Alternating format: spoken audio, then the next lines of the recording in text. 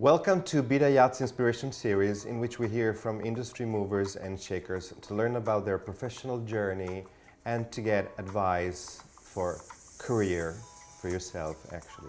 My name is Andrea Batilla and today we are meeting Rosario Toscano. Ciao Rosario, nice to meet you. Nice to meet you too. I'm good, and you? I'm very good. So today with you, we're going to talk about the management of creativity side, let's say. Because you are a CEO, we're going to talk about it. But first of all, we maybe want to know, what did you study and how did you become a CEO? Well, when we talk about education, I think I'm technically a dropout because I was supposed to be a lawyer. Oh. I studied 2 years in Sicily, law school, and then I found it very boring. And I left, I decided to start working. My first job was selling insurance, almost door to door. Okay. Very fun job to sell insurance in Sicily. And that's like 1994, 95, right after university.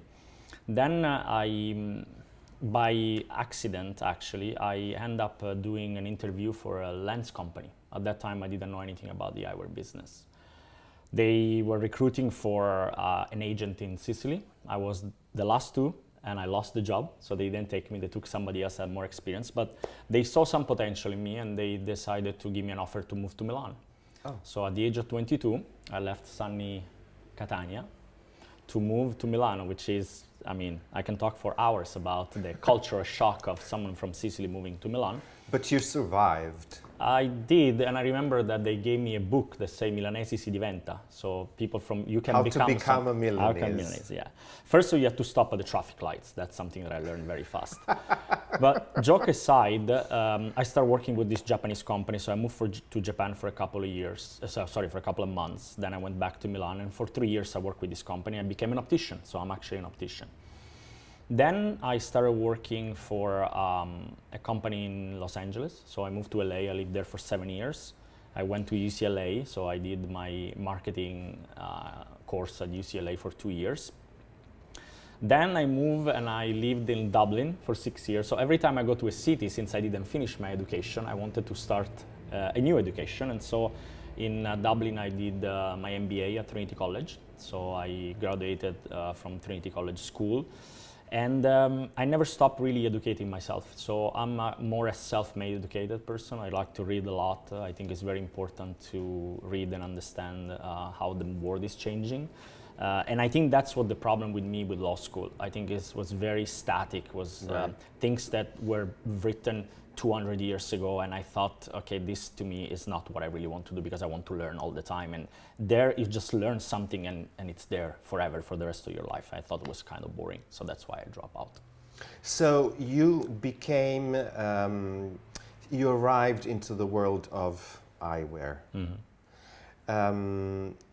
which is considered fashion, not really maybe the first thing you think about when you think of fashion. Well, Andrea, when I started, actually, there was nothing related between eyewear and fashion because I started 20 some years ago. And I was really the first moment when eyewear was seen a little bit better. Remember, people that were wearing glasses 30 years ago, they were made fun of it. There was nothing fashion about that part. A few people changed that. You know, if you start talking about Andy Warhol and then maybe Tom Cruise with Risky Business and Top Gun, start elevating the eyewear to an accessory that makes sense to be part of the portfolio of accessory of fashion brands. But when I started, it wasn't like that. I can tell you the example that I opened a store in Via della Spiga for this company a long time ago. It was an eyewear brand, and people were passing by and say, what is an eyewear brand doing in Via della Spiga? This is 2001. Now is a different story, right? What changed? Why is it now so important, eyewear in general?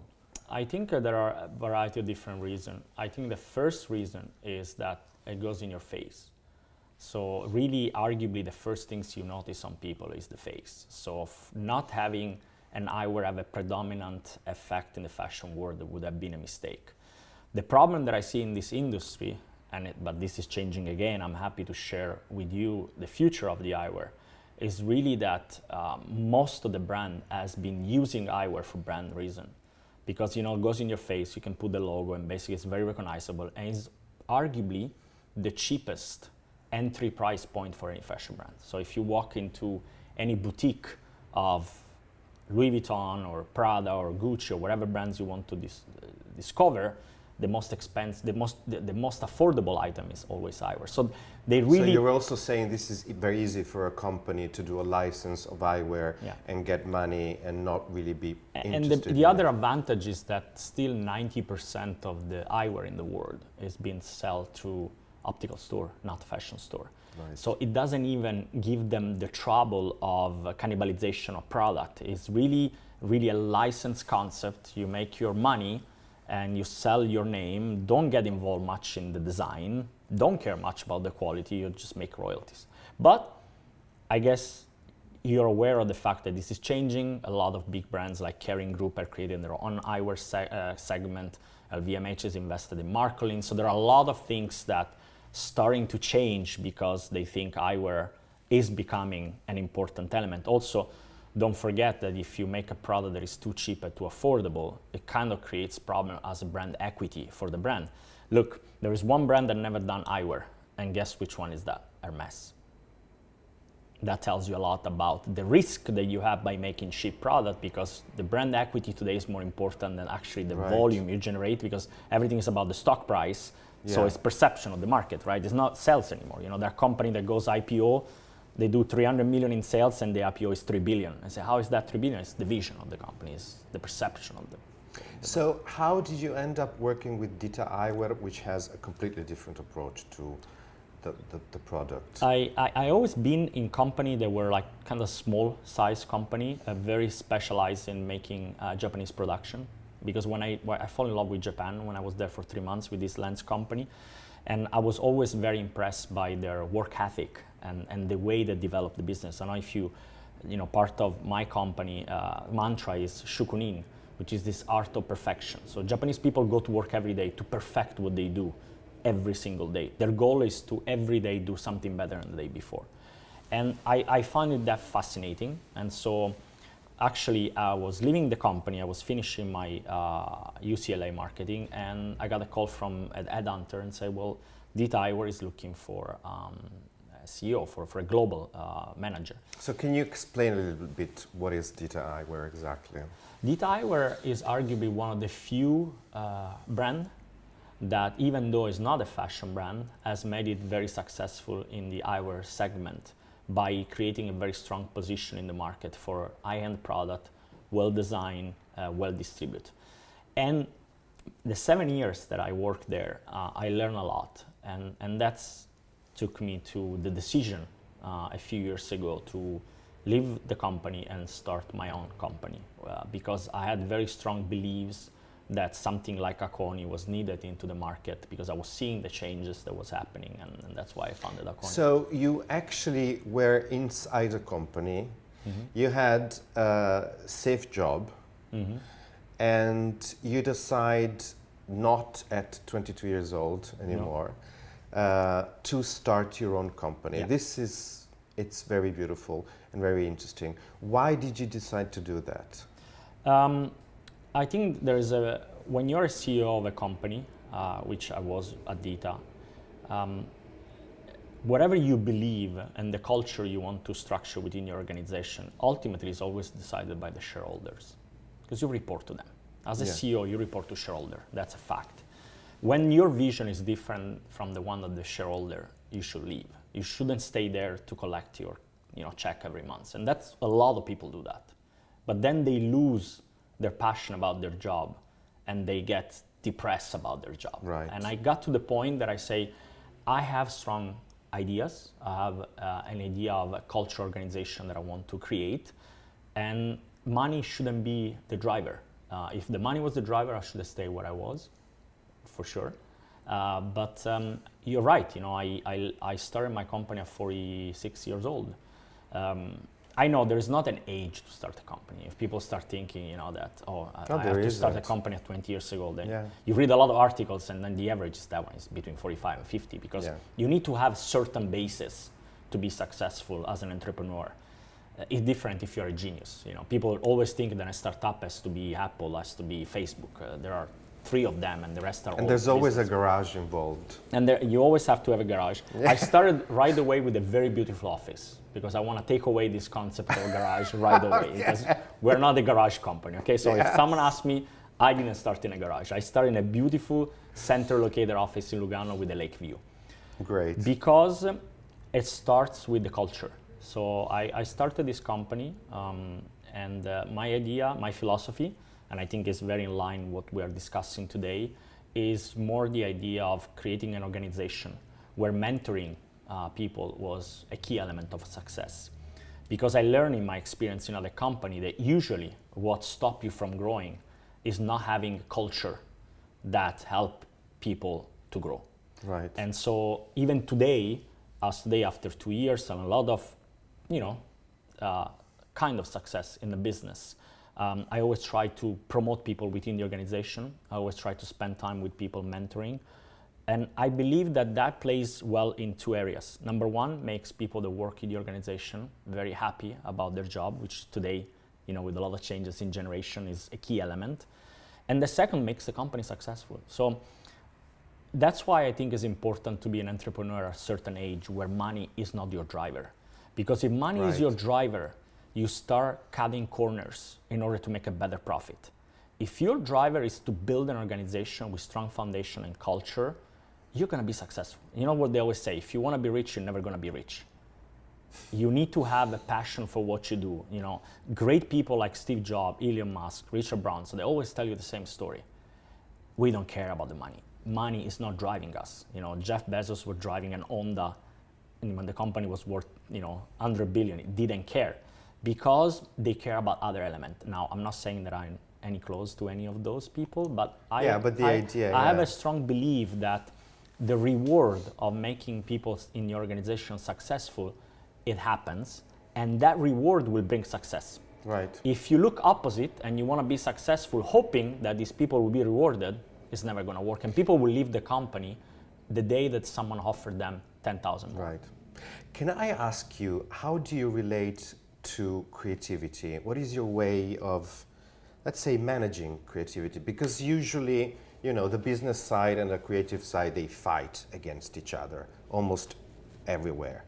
So what is your point of view here? That's Andrea, is a very, very interesting question. Yes. So, I'm very business oriented. So definitely being called out to several creativity meeting that I was disrupting the creativity by trying to put things in context, right? Yeah. I'm not a very creative person. I always say that, so I'm safe. So if I do something bad in creativity, nobody can complain about that. I think I understand managing people. I think I understand people. If I have something that I'm very proud of myself, I have this idea that I can understand people. If you understand people, you can manage. If you don't understand, don't even try to manage people. I had the pleasure of working with different creative team, designers from John and Jeff, which are the ex-founder of Dita, that now are with us with Akoni. I work with Tom Brown, which is a genius himself. I had the opportunity now to build a very strong relationship and partnership also with Olivier Rousteing. Now I'm starting my development with Pierpaolo Piccioli as well. And the reality is that they're all different, but they have a lot of similarity with each other. And what are the similarities? The similarities is that because they are genius in their way of seeing things, they always think different. And they put you always in very uncomfortable situation for a business, right? Okay. They always want more because they love to take risk. They really have no interest in the money. So they can take any risk they want. When I started with Tom Brown was only doing gray suits. I said, Tom, this is my company, this is my vision. I don't care. I'm gonna do skirt for men. I said, we're not in Scotland, you're not gonna sell it. He did it, he didn't care because money didn't drive him. So when you deal with this and you try to make some sort of sense in the business, that's where the challenge happens. And that's why I think creativity and business always fight, because creativity, they want to be free to think that whatever is in their mind can be executed. And your job is to execute it. So always you're their assistant. I felt a few times that I was the PA, try to make sure that they get their journey right, at my expenses. Okay. So now you started a company called Akoni. Yes. What is it about exactly? It's in line with which I was talking to do earlier. I have many years experience in this business. I always felt that eyewear is being treated unfairly compared to any other accessories in the fashion world. And I wanted to create a company where fashion brands can rely on an organization that can create product that is in line, not only with the DNA of their brand, but also with their beliefs and values. And until now, it hasn't been done. You know, we are the first company that created a full made in Japan, design engineering in California eyewear fashion brand, which was Balmain, which we launched it 1.5 years ago. I don't know if you heard the news, but a few days ago we announced to the market that we are going to start Valentino in 2022. And more brand may come. And the idea is really to give an opportunity to fashion brand not to think of the royalties and money generated by the eyewear, but really create an accessory that actually can help elevate the brand. Because eyewear has everything to do that. You know, it goes in your face. What's the first things you notice in people is face, right? So why not to make the most beautiful accessory the eyewear? So we started this company. Of course, we have a lot of experience with Japanese manufacture. You know, an eyewear made in Japan has the same meaning of a watch made in Switzerland or a car made in Germany. You know, it means quality. So already it shows a different element. Of course, we use only Japanese material. So we use cotton-based acetate. We use titanium. Also, a lot of this material eco-friendly and sustainable, because of course I had the opportunity to start a company 2 years ago. If I was going to go a different direction, trying to be sustainable, it would be a disaster. For example, we make all of our cases in recycled material, recycled leather that comes from garden gloves. So I start looking... From garden gloves? Yes, yes. Our case... Where do you source garden gloves? It's a very good question. Apparently, there is a recycled garden gloves that I wasn't aware of. Okay. And actually, there is a company that we work very closely that is developing a lot of recycled material. We thought the garden gloves, you know, I think going back to fundamental of nature, is part of the Akoni DNA and values.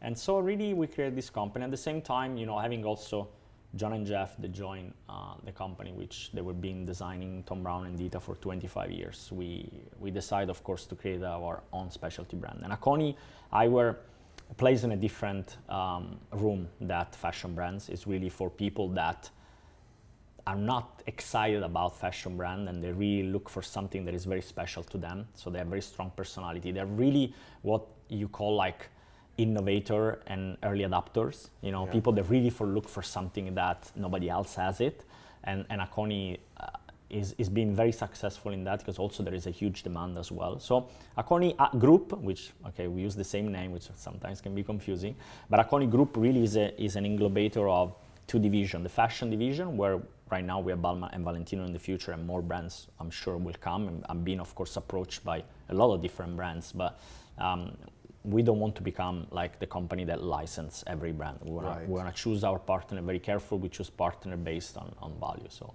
So this would be my last question. How much do you think quality in general in today's market is important in a product? Seeing that, I mean, there's a, you know, market has been flooded by streetwear, by sneakers and everything that is mass market and mass produced, and it looks like it's going that way, but you're saying it's not. There is another possibility. So no, I think you know, COVID has changed everything. You know, COVID has not just changed, but I think expedite some of the process that may take a few years in a few months actually, so which is kind of a shocking way of making changes. It is true, you know, before COVID, mass market consumer goods, you know, it's already is boring as a word, consumer, like you're gonna consume something. What is it, like a soup? It was the key element to success. And even if you look at every brand, what was the most important thing? So we'll do 2 pre, 2 women, 4, I mean, it was like 8, it was fashion show every week, right? And you go to Zara store and every 4 weeks there was new product in the shelf because they thought the speed of producing new product was the key success factor. Yeah. Then COVID happened, right? And we stay home and we start look at our wardrobe and say, why I have so much stuff? What am I going to do with all this stuff now, right? So we start looking and start picking and say, oh, I'm going to use this more, and maybe I'm going to gift this or sell this. That's how huge company became, billionaire reselling vintage or the company that was sold a few months ago for billions of dollars. And so we start looking, and I think we really now appreciate life in a different way and product in a different way. Became a little bit more timeless than was before. So, and you can recognize that in many industries, in the watch industry, in the shoes industry, in the bag industry. Now the real luxury is related to the idea of creating a product that is timeless. That's really the key of luxury. If you define luxury, it's really the definition of two words, right? Best quality, fantastic exclusivity and distribution, right? If there's no quality of exclusivity, there's no luxury. And luxury has been a word that has been abused in the last few years. Now, Honda is luxury, or a condo, 3-bedroom outside of the city center is luxury condo. What's luxury about that, right? So when I talk about quality, why I think quality is so important, because luxury doesn't exist without quality. And now is the right time to really understand that if you are spending money for something, you shouldn't spend money for the price of the product. You should spend money for the value of the product itself. And that's actually a fundamental shift in mentality. If I buy something, I want to wear it, I want to use it, I want to feel part of it. But if there's no quality, you're not going to be able to do all that, because at one point it's not going to be possible to wear it. And so we really, as Akoni, believe that our key success factor will be not to cut corner on any element in order to provide the best quality product that can be produced and generated for eyewear. And that's really what we strongly believe on.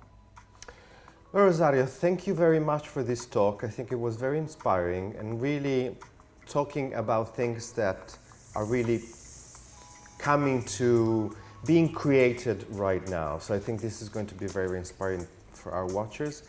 And of course, I want to thank you all. And there will be more talks on our YouTube channel and on our website, bidayat.com, and on our Instagram. Thank you very much. Thank you, guys.